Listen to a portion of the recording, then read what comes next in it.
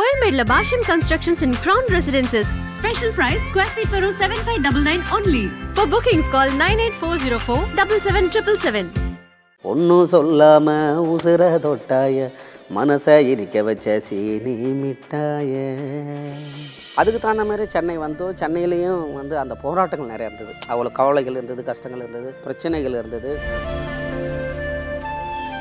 இப்போ திரும்ப ப்ராக்டிஸ் பண்ணி பாடி பாடி போராடி திரும்ப நான் தான் அந்த படத்தில் பண்ணேன் எல்லா சேவைப்பாளர்ட்டையும் நேராக போய் வாய்ப்பு கேட்டு சொல்லி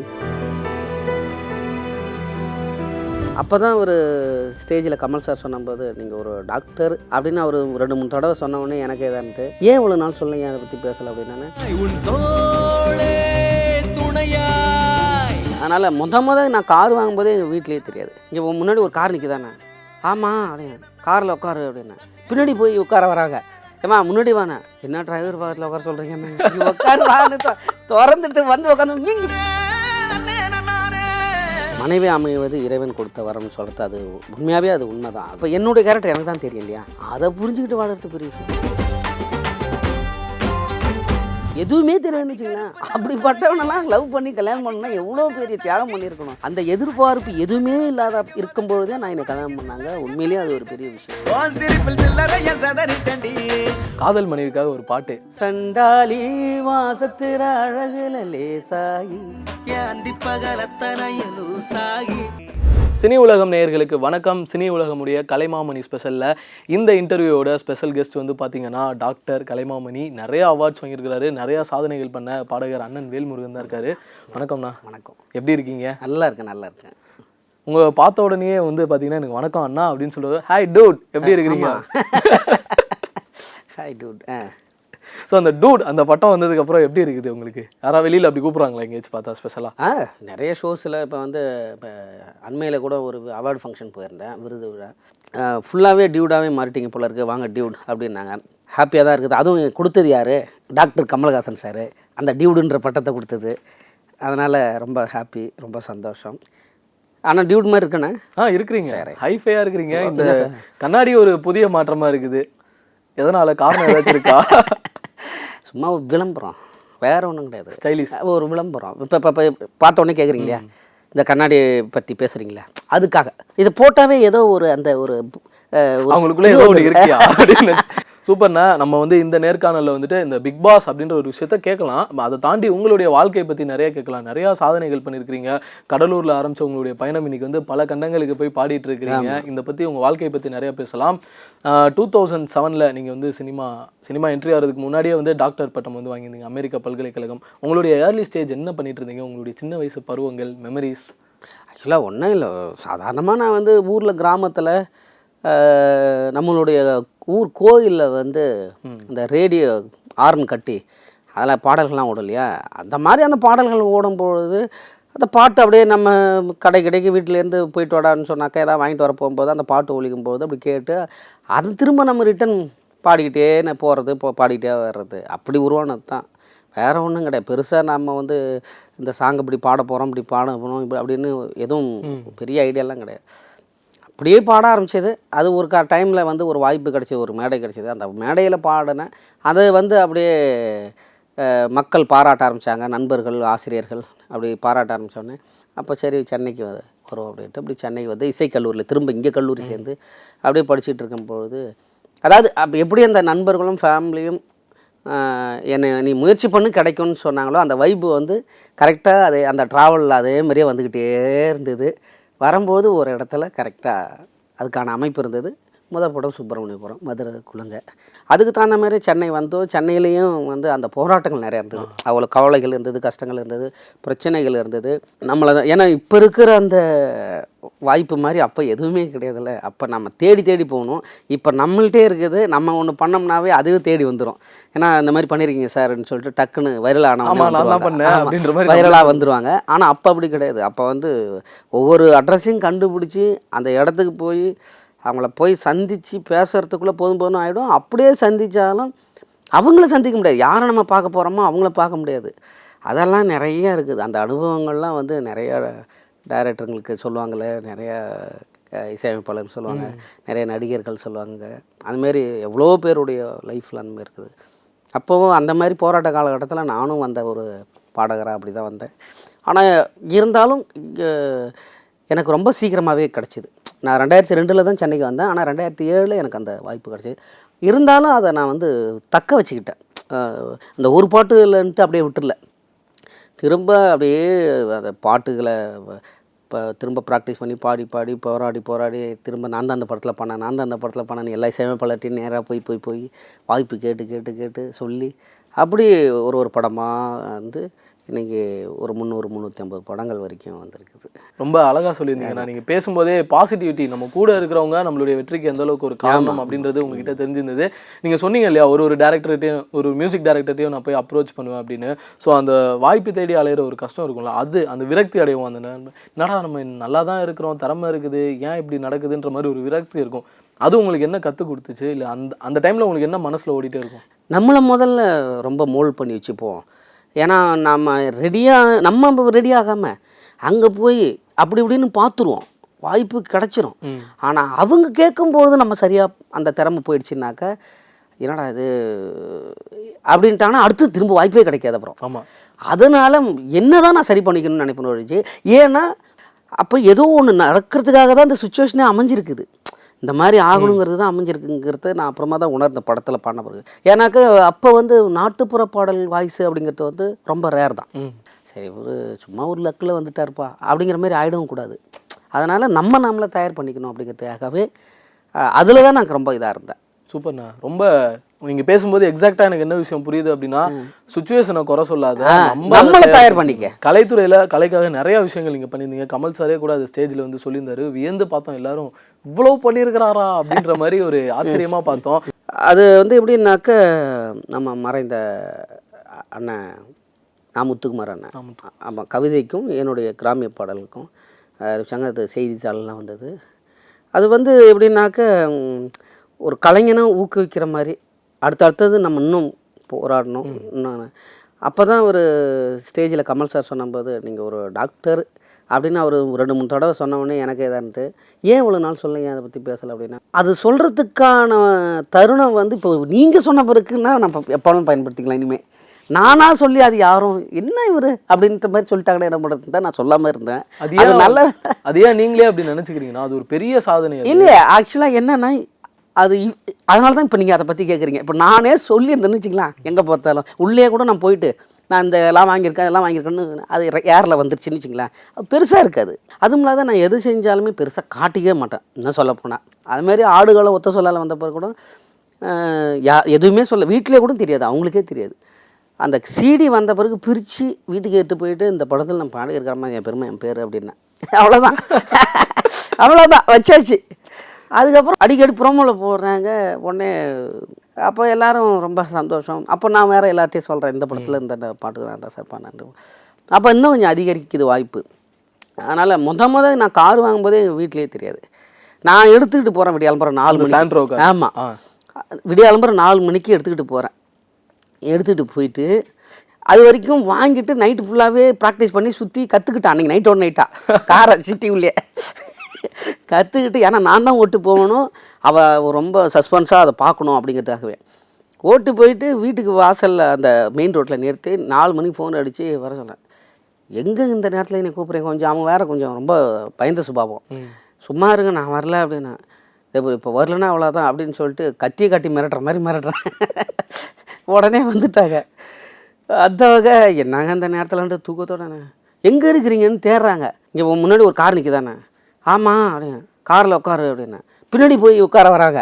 ஏம்மா முன்னாடி வானே, என்ன டிரைவர் பக்கத்தில் உட்கார சொல்கிறீங்கன்னு, நீ உட்காரு வான்னு திறந்துட்டு வந்து உட்காந்து, நீங்கள் உங்களுக்கு 2 வீலரை ஓட்ட தெரியாது, நீ என்ன காரில் உட்காந்துருக்கேன்னு, நீ முதல்ல உட்காரு அப்படின்னு. என்ன சொல்கிறீங்க, ஏதுங்க இது என்னண்ணா இது அப்படின்னு. அப்புறம் நான் சொன்னேன், அந்த மாதிரி முன்னாடியே வாங்கினது சொன்னதுமா புக் பண்ணேன்ட்டு. சரி ஃபஸ்ட் டைம் ஏன்னா இப்படி ஒன்றுமே சொல்ல மாட்டேங்கிறீங்க, சர்ப்ரைஸ் கொடுப்பாங்க அப்படின்னு சொல்லிட்டு அதுமாரி எதாக இருந்தாலும் சக்ஸஸாக நடந்தால் பிறகு தான் நான் எதுவுமே சொல்லுவேன். இப்போ பிக் பாஸ் போகிறது கூட யாருக்குமே தெரியாது, நான் வீட்லேயும் சொல்லலை. ஆக்சுவலாக அவங்களும் நானும் அதை வெளியில் போய் பர்ச்சேஸ் பண்ண போகிறது கூட அதுக்காக தான் பண்ண போகிறேன்னு கூட தெரியாது அவங்களுக்கு. ஏதோ அவங்க பாட்டுக்கு ஏதோ சரி ட்ரெஸ் எடுக்கணும் போகணும் நிறைய அப்படின்னு சொல்லிட்டு நிறைய. அப்புறம் 15 நாள் குவாரண்டைனில் இருக்கும்பொழுது தான் அவங்களுக்கு தெரியும் சரி இதுக்காக தான் இருக்கிறாரு போகிறாரு வர்றாரு அப்படின்னு. அதுமாதிரி எதுவுமே நடக்காத வரைக்கும் எதுவும் சொல்ல மாட்டேன். சீரியஸாக இப்படி ஒரு கேரக்டர் நான் வந்து கேள்விப்பட்டது இல்லை சார். சத்தியமாக வேற லெவல். நீங்கள் அதுக்காக பிக் பாஸ் போகிறதே நீங்கள் வந்து இவ்வளோ சஸ்பென்ஸாக வச்சுருக்கிறீங்க. வெளியில் வந்தானே கேட்குறேன் ஏன் சார் இந்த மாதிரி அப்படின்னு. ஆனால் அதுவே ஒரு விதத்தில் எனக்கு ஒரு இதாக இருந்தது நெகட்டிவ். ஏன்னா சொல்கிற மாதிரி ஒரு ஒரு ஹைப் இருந்திருக்கும் ஆரம்பத்திலே. நான் எனக்காக ஒரு நிறையா விஷயங்கள் நண்பர்களோ இல்லை மற்றவங்களோ ஏதாவது அவங்க வந்து ஒரு ஏதாவது ஒன்று பண்ணிக்கிட்டே இருந்திருப்பாங்க. நமக்கு ஒரு ஃபேன்ஸ் நிறைய உருவாகிருக்கும். அதனால் அதில் வந்து ஃபாலோவர்ஸ் உருவாக நமக்கும் அங்கே வந்து ஒரு ஜாலியாக இன்னும் நிறையா இருந்திருக்கிறதுக்கு வாய்ப்பு இருந்திருக்கும். நம்ம பாட்டுக்கு விளையாட்டு முன்னே வெளியிலையும் தெரியாமல் உள்ளேயும் தெரியாமல் இப்படி இருந்தது. அது ஒரு இதாக தான் இருந்தது. வீட்டுக்கு போனோடனே கேட்டாங்கன்னு வேற சொன்னீங்கல்ல. ஆமாம் சரிண்ணா எல்லார் வீட்லையும் ஆர்த்திலாம் எடுக்கிறாங்க வந்தா நீ நீ வந்ததே பெரிய விஷயம். அண்டு அண்ணி பற்றி பேசியிருந்தீங்க, நிறையா சர்ப்ரைஸ் கொடுத்துருந்தீங்கன்னு. நீங்கள் உள்ளே இருந்த டைமில் அவங்களோட இன்டர்வியூ கூட பார்த்துருக்குறேன், அழுதுருந்தாங்க எமோஷ்னலாக. உங்கள் வாழ்க்கைக்கு அவங்க எவ்வளோ பெரிய ஒரு சப்போர்ட்டாக இருந்திருந்தாங்க? மனைவி அமைவது இறைவன் கொடுத்த வரம்னு சொல்கிறது அது உண்மையாகவே அது உண்மை தான். அது நம்ம டைம் கிடைக்கல பிஸியில் சொல்லாமல் போயிடுறாங்களா என்னன்னு தெரியாது. இல்லைனாலும் சில பேர் அப்படிலாம் கிடையாது, எல்லாருமே லைஃப்லேயும் அப்படி இருக்கிறதா. அது வந்து இப்போ என்னுடைய கேரக்டர் எனக்கு தான் தெரியும் இல்லையா, அதை புரிஞ்சுக்கிட்டு வாழறது பெரிய விஷயம். என்ன சொல்கிறீங்க? அந்த லைஃப்பை வாழறது ரொம்ப கஷ்டம் இல்லை அவங்க. அப்போ அவங்க என்ன யோசிப்பாங்க, திடீர்னு டென்ஷன் ஆகிறாரு, திடீர்னு கோவப்படுறாரு அப்படிங்கிற ஒரு வருத்தமும் இருக்கும். அதெல்லாம் சமாளித்து சரி பண்ணி நம்ம கூட வாழணும், நம்மளையும் வந்து சரி பண்ணிக்கணும். அதே மாதிரி நம்மளோ என்ன சுச்சுவேஷனில் இருக்கோம், என்ன சிந்தனையில் இருக்கிறங்கிறதையும் அவங்க புரிஞ்சுக்கிட்டு நம்மளை ஹேண்டில் பண்ணணும். அது வந்து எல்லாருக்கும் அமையாது. அதை ஹேண்டில் பண்ண முடியாததுனால தான் பிரச்சனை வந்து நீ என்ன நான் என்ன, நீ மனுஷனா நானும் மனுஷன், உனக்காக நான் அப்படிலாம் இருக்கணும்னு அவசியம் இல்லை அப்படின்ட்டு தான் அங்கே பிரச்சனை வர்றது, அங்கே கட் ஆகிறது, அங்கே ஆபத்தாகிறது, அங்கே ஃபேமிலி டக்குன்னு ரன் பண்ண முடியாமல் போகிறது. அப்போ நம்ம சில நேரத்தில் தனியாக இருக்கும்போது பரவாயில்ல, நமக்காக எவ்வளோ சாக்ரிஃபைஸ் பண்ணியிருக்கா, அதனால் நம்ம ரொம்பவும் இது பண்ணக்கூடாது. அப்படி இது ஒன்றும் இல்லை, நார்மலாக பிக் பாஸ்னே எடுத்துங்களேன். இப்போ வேறு ஒருத்தவங்களாம் என்ன பண்ணுவாங்க, என்ன உங்களுக்கு விளையாடுறதில்ல, நீங்கள் என்ன அது ஏன் இப்படி இருக்கீங்க, மற்றவங்க எப்படி இருக்கான், மற்றவங்க எப்படி நல்லா விளையாடுறாங்க, எவ்வளோ அறிவாக இருக்காங்க, போய் பண்ண உங்களுக்கு கல்யாணம் பண்ண பாரு அப்படின்லாம் பேசுனாங்கன்னா என்ன ஒத்தையில் மனசுக்குள்ள நினச்சாங்கன்னா என்ன நினைக்கிறது. கண்டிப்பாக ரொம்ப மனசு வந்து அப்போ இதில் தான் இப்போ என்ன ஆகுனாங்க, அப்போ நமக்கு அறிவு இல்லை, நமக்கு டேலண்ட் இல்லை, நமக்கு வந்து அழகு இல்லைன்னு சொல்லி ஏதோ இவங்க குத்தி காட்டுறாங்க போல இருக்குது. அந்த மாரிலாம் இல்லாமல் நம்மளை அதுவும் நான் சினிமாவில் பாடாதுக்கு முன்னாடியே கல்யாணம் பண்ணாங்க. அதுவும் அப்போல்லாம் நான் எப்படி இருப்பேன்னு அவங்களுக்கு தான் தெரியும். நீங்கள் கேட்டிங்கனாக்கா ஒன்றும் சிரிப்பாங்க, எப்படி இருந்தார் சார்னு கேட்டிங்கனாக்கா. அவ்வளோ ஒல்லியாக இருப்பாங்க, கண்ணங்கள்லாம் ஒட்டி போய் பேண்ட் ஷர்ட்டெல்லாம் அதாவது என்ன சொல்கிறது, பானையில் சுற்றி வச்சு இந்த பேண்ட் ஷர்ட்டை மாதிரியே இருக்கும். அந்த மாதிரி பேண்ட் ஷர்ட்டை போட்டிருப்பேன். ரொம்ப பேச தெரியாது, ஒரு எதுவுமே தெரியாதுன்னு வச்சுங்களேன். அப்படிப்பட்டவனெல்லாம் லவ் பண்ணி கல்யாணம் பண்ணணும்னா எவ்வளோ பெரிய தியாகம் பண்ணியிருக்கணும். அந்த எதிர்பார்ப்பு எதுவுமே இல்லாத இருக்கும்பொழுதே நான் என்னை கல்யாணம் பண்ணாங்க. உண்மையிலேயே அது ஒரு பெரிய விஷயம். அதை தாண்டி அவங்கள நான் என்ன சொல்கிறது. அதனால் அதை எனக்கு நடந்தது எல்லாம் அமைஞ்சது எல்லாமே கடவுளுடைய ஆசீர்வாதங்க, அவ்வளோதான். ரொம்ப அருமையான விஷயம்னா நம்மளுடைய வெற்றி தோல்வி இது எல்லாத்துலேயுமே பேலன்ஸ் பண்ணி அவங்க இருந்திருக்காங்கன்றப்போ.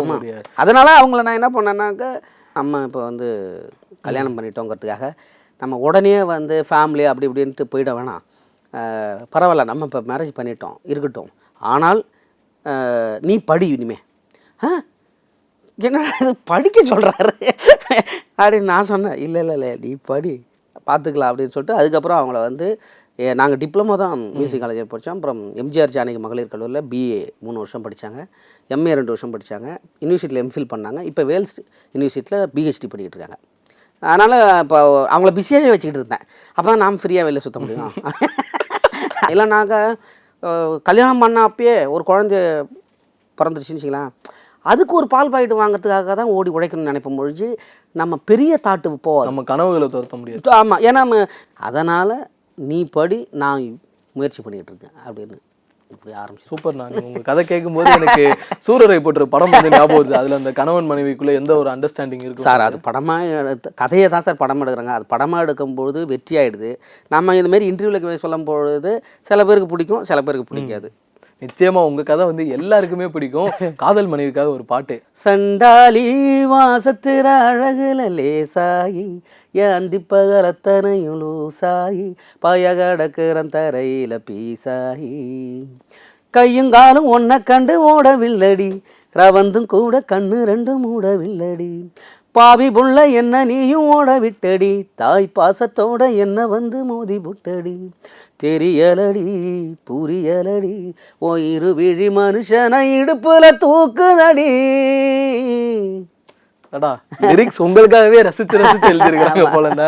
இப்போ எப்படின்னா வெற்றிமாறன் சார், ஜிவி பிரகாஷ் சார், நீங்கள் உங்களுடைய காம்பினேஷனே வந்து பார்த்தீங்கன்னா எது தொட்டாலும் ஹிட்டியா அப்படின்ற மாதிரி தான் இருக்குது. அது எப்படி அந்த டீம் சக்ஸஸ்க்கு என்ன ஃபார்முலா ஏதாச்சும் இருக்குதா? ஐயா அப்படிலாம் இங்கே ஒன்றும் இல்லை. நான் சாதாரண ஒரு பாடகர்.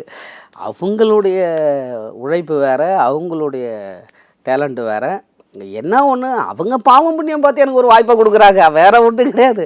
நீங்கள் வந்து எவ்வளோ பணிவாக சொல்லியிருந்தாலுமே உங்களுடைய வாய்ஸ் அது வேற லெவல்னா தெரியுமா? இப்போ ஆடுகளை மொத்த சொல்லல ரிலீஸ் ஆகி அப்போ ஆனது இப்போ வரைக்கும் இன்ஸ்டாகிராமில் இந்த ரீல்ஸ்க்கு இன்னும் அதே தான். ஏன் பவுடர்டா பார்த்து இது போனதே, அந்த கண்ணாடியும் கடுப்பு ஆனது, நான் குப்புறக்கா படுத்து கிடந்தேன், என்ன குதிரை மேல ஏற்றி விட்டாயே, ஒன்றும் சொல்லாம உசுர தொட்டாய, மனசை இடிக்க வச்ச சீனி மிட்டாய.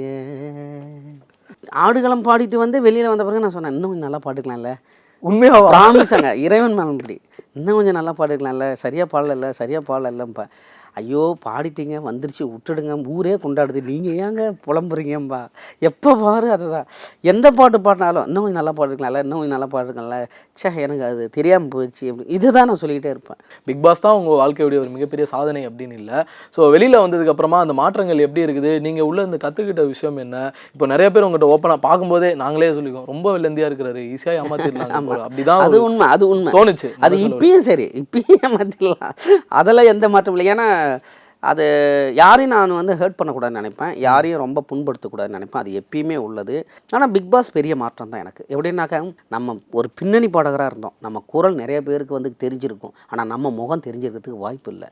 ஆனால் உள்ளே போனாக்க நம்ம எத்தனை நாள் இருக்கிறோமோ அத்தனை நாள் வரைக்கும், குழந்தைங்கள்லேருந்து பெரியவங்க வரைக்கும் நம்மளை கண்டிப்பாக தெரியும். அப்போ நம்மளை ஒரு ரீசார்ஜ் பண்ணிக்கிட்ட மாதிரி இருக்கும். அப்படிங்கிறதுக்காக நான் போனேன். நான் என்ன சொல்கிறேன்னா, அதுலேருந்து வெளியில் வந்த பிறகு நான் ஒரு 10 படம் நடிக்கிறேன், ஒரு 100 படம் வந்து தலைகீழ பெரட்டி ரீல்லாம் மாற்றி போட்டிருக்கிறேன், அப்படிலாம் வேணாம். என்ன நமக்கு ஒரு சின்ன ஒரு மாற்றம் கொடுத்துருக்குது, அதுவே போதும். நம்மளை தெரிய வச்சிருக்குது, அது போதும். அதுக்கப்புறம் நம்மளுடைய உழைப்பில் என்ன வருதோ வந்துக்கிட்டு இருக்கட்டும். ஆனால் அதேமாரி ஒரு தன்னம்பிக்கை கொடுத்துருக்கு, ஒரு இப்போ தன்னம்பிக்கை கொடுத்துருக்கு. என்னதான் இருந்தாலும் பேசுகிற இடத்துல பேசணும், கேட்குற இடத்துல கேட்கணும். வெளில வந்ததுலேருந்து ஒரு 50-100 ப்ரோக்ராமாவது இப்போ போயிருப்பேன், நிறைய போயிட்டு இருக்கிறோம், ரெக்கார்டிங் போகிற இடம்லாம் சொல்லுது. நீங்களா இருந்தீங்க சார், சமூகத்தோட பிரதிபலிப்பு தானே எல்லாரும் சொல்ற மாதிரி. எல்லாரும் ஒரு கேரக்டர்ல தான் இருப்பாங்க. இந்த கலைமாமணி விருது அதுவும் வந்து பார்த்தீங்கன்னா உங்களுக்கு இன்னொரு மகுடம் கொடுத்த மாதிரி தான். நீங்கள் அதை வந்து பார்த்தீங்கன்னா நீங்களா வெளியில் சொல்ல மாட்டீங்க, நாங்களா கேட்குறோம். அந்த தருணம் எப்படி இருந்தது? அது நல்ல விஷயம். ஏன்னா ஒரு கலைஞர்களுக்கு வந்து எப்பொழுதுமே அங்கீகாரங்கிறது வந்து விருது தான். அதனால தான் எந்த விருது யார் கொடுத்தாலும் அந்த நிகழ்ச்சியில் போய் கலந்து அந்த விருதை வாங்கும்பொழுது அதில் நம்ம உழைச்சதெல்லாம் அப்படியே ரிஃப்ளெக்ட் ஆகும் அந்த விருது வாங்கும்பொழுது, அதுவும் அத்தனை பேர் மத்தியில் வாங்கும்பொழுது. அதனால் நான் இப்போ 2019 தான் 5000 நாட்டுப்புற கலைஞர்களை வச்சு உலக கின்னஸ் சாதனை படைச்சிது, வேர்ல்டு ரெக்கார்டு. அப்போ அது விஷயம் வந்து அவங்க அரசாங்கத்துக்கும் தெரிஞ்சிருச்சு. அப்போ அந்த மாதிரி தெரியும் பொழுது, ஒவ்வொரு விஷயங்களும் நம்ம அரசாங்கத்துக்கு தெரியும் பொழுது, சரி இவருக்கு கொடுக்கலாம் அப்படிங்கிற அந்த அங்கீகாரம், அந்த பரிந்துரை தான் எனக்கு அந்த வாய்ப்பு கிடச்சிது. உண்மையிலேயே தமிழக அரசனுடைய ஒரு உயரிய விருது கலைமாமணி விருது. அது ஒரு பெரிய அங்கீகாரம் எனக்கு. என்னென்னா இந்த வருஷம் வாங்கினவங்களுக்கு யாரெல்லாம் பரிந்துரைக்கப்படுறாங்களோ அவங்களுக்கு அந்த எங்களுடைய 20 பேர் சைனும் இருக்கணும். அதான் ஒரு காலகட்டத்தில் நம்ம அந்த விருதை வாங்குகிறோம், திரும்ப விருது வாங்குறவங்களுக்கு நம்ம சைனும் பெருகணும். அது வந்து ஒரு பெரிய அங்கீகாரம், பெரிய சந்தோஷம். அதுக்கு அரசுக்கு இந்த நேரத்தில் பெரிய நன்றி.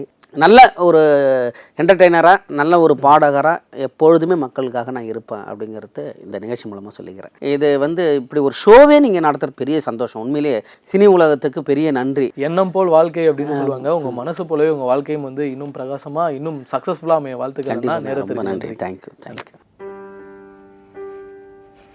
அது சொல்லக்குள்ளே எனக்கு எமோஷன். அதனால தான் இன்டர்வியூ கொடுக்குறதில்ல. நான் எனக்கும் அவருக்கும் வந்து ஒரு 22 வருட நட்புன்னு ஃபேமிலின்னு சொல்ல முடியும்.